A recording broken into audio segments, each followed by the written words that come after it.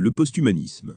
Le posthumanisme est un courant de pensée philosophique, éthique et culturel qui remet en question les conceptions traditionnelles de l'humanité et de la condition humaine. En tant que mouvement, il émerge à la fin du XXe siècle, en réponse aux avancées technologiques rapides et aux implications de ces technologies sur la nature humaine. Contrairement à l'humanisme, qui place l'être humain au centre de toutes les préoccupations, le posthumanisme explore les possibilités de transcender les limites biologiques et cognitives de l'humanité par l'intégration des technologies. Les représentants du posthumanisme.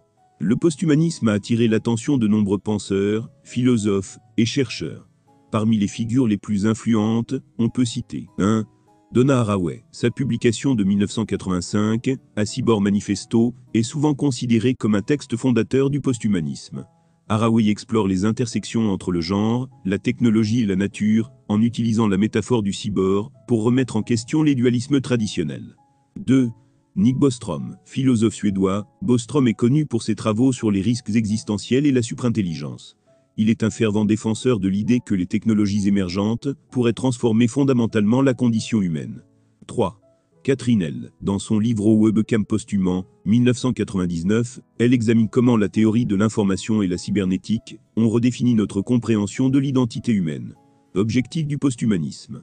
Le posthumanisme a plusieurs objectifs clés, parmi lesquels 1.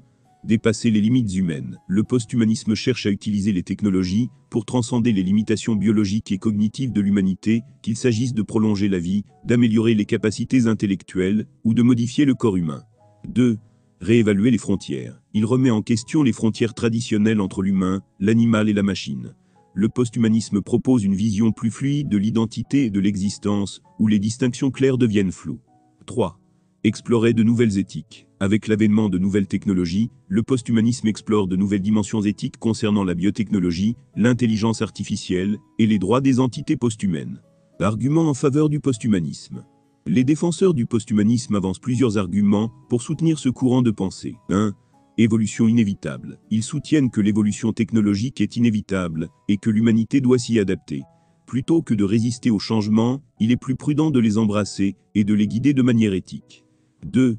Amélioration de la qualité de vie. Les technologies posthumaines peuvent potentiellement améliorer considérablement la qualité de vie en éliminant les maladies, en augmentant les capacités intellectuelles et en offrant de nouvelles formes de liberté personnelle.